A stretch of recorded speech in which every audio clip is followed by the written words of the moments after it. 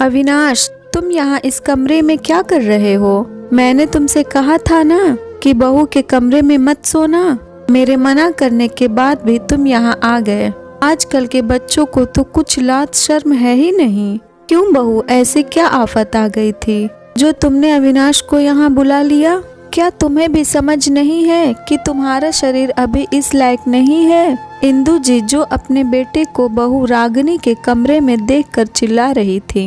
रागिनी ने अभी 1 हफ्ते पहले ही बेटे को जन्म दिया है और आज ही हॉस्पिटल से घर आई है। मम्मी, रागिनी ने मुझे नहीं बुलाया। बच्चे के रोने की आवाज सुनकर मैं खुद ही उठकर यहाँ आ गया और बच्चे को चुप कराने की कोशिश कर रहा था कि आप आ गई, और जैसा आप समझ रही हैं वैसा कुछ नहीं है।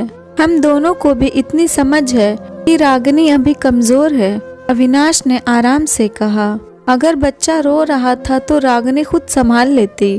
तुम्हें तो सुबह उठकर ऑफिस भी जाना है। बहू को कौन सा कहीं जाना है?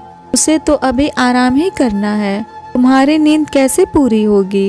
इंदु जी अभी भी बड़बड़ा रही थी। मम्मी, मैं भी तो पिता बना हूँ। क्या बच्चे की सारी जिम्मेदारी सिर्फ माँ की होती है? पिता की कुछ नहीं। ठीक, रागिनी को आराम करना है, लेकिन दिन भर तो बच्चे को देखने के बहाने कोई न कोई आता ही रहता है। वो कैसे नींद पूरी करेगी? उसका ऑपरेशन हुआ है। आपने ही कहा कि उसका शरीर कमजोर है, तो उसे ज्यादा आराम की जरूरत है। कभी बच्चा सूसू पॉटी कर रहा है तो कभी दूध पी रहा है। इस सब में एक ही औरत को थकान हो जाती है। इस पर भी अगर बच्चा सोने के बजाय रोने लगे तो क्या माँ उसे संभाल पाएगी? वो और ज्यादा चिड़चिड़ी हो जाएगी। मम्मी, अगर रागिनी का शरीर कमजोर है तो उसके साथ रात में किसी न किसी का होना बहुत जरूरी है। कमजोरी में अगर बच्चे को कुछ हो गया तो, और फिर मुझे भी एक पिता की जिम्मेदारी उठाने दीजिए। अगर अभी से ये आदत नहीं डालूंगा तो 40 दिन बाद जब मैं कमरे में आऊंगा तो मुझे कितनी परेशानी होगी। बच्चे के रोने से नींद तो सबकी खराब हो रही है, लेकिन संभालना अकेले माँ को है। क्यों इतनी सर्द रात में बार बार रागिनी बाहर जाएगी तो उसे भी तो ठंड लग सकती है, और अगर उसे ठंड लगेगी तो बच्चे को भी खतरा रहेगा। तब भी तो हमारे ऊपर काम की जिम्मेदारियां बढ़ेंगी। मम्मी, मैं किसी और को तो नहीं कह रहा कि उसे रागिनी का ख्याल रखना चाहिए। मैं उसका पति हूँ और अपने बच्चे का पिता, तो मैं इस जिम्मेदारी को उठाने के लिए तैयार हूँ। बच्चा केवल माँ की नहीं, पूरे परिवार की जिम्मेदारी है, कहकर अविनाश चुप हो गया। इधर शोर सुनकर इंदु जी का बड़ा बेटा, बहू और पति भी वहाँ आ गए थे। अविनाश की बात सुनकर बड़ी बहू ने अपने पति की तरफ देखा।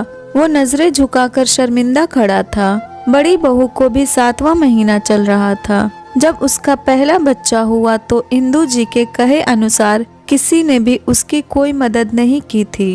वो 40 दिन उसने बड़ी मुश्किल से काटे थे, क्योंकि उसके पति को तो सख्त मनाही थी बच्चा के कमरे में घुसने की। बड़ी बहू ने आगे बढ़कर अपने देवर का धन्यवाद किया। बहुत बढ़िया देवर जी, आपने इस घर में एक नई शुरुआत की है।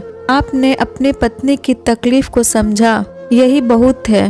एक पत्नी के लिए उम्मीद करती हूँ कि तुम्हारे भैया भी तुमसे कुछ सीख लेंगे और मेरी दूसरी डिलीवरी में अपनी पत्नी की मदद करके बच्चे को अपनी जिम्मेदारी भी समझेंगे। उनसे यह आशा है और यही उम्मीद है कि वो अपने अंदर से बदलाव लाएंगे।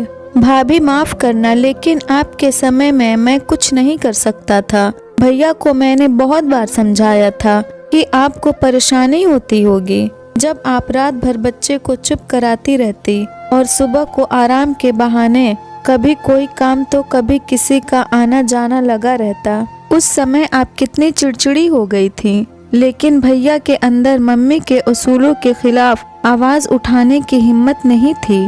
आशा करता हूँ आज उनके अंदर अपनी पत्नी और बच्चे के लिए ये बदलाव जरूर आएगा। भाई की बात सुनकर भैया भी आगे आ गए। सॉरी मीरा, मैं तुम्हारी परेशानी समझकर भी तुम्हारा साथ नहीं दे पाया। इस बार ऐसा नहीं होगा। तुम माँ बन रही हो तो मैं भी पिता बन रहा हूँ। बच्चे की जिम्मेदारी सिर्फ तुम्हारी नहीं, मेरी भी होगी।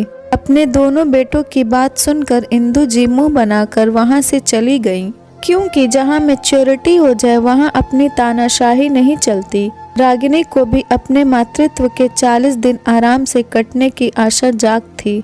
वैसे भी जब पति साथ हो तो सारी आशाएं और उम्मीदें पूरी होती ही हैं। अगर ये स्टोरी आपको अच्छी लगी हो तो इस वीडियो को लाइक करें और नए हैं तो हमारे चैनल को भी सब्सक्राइब करें।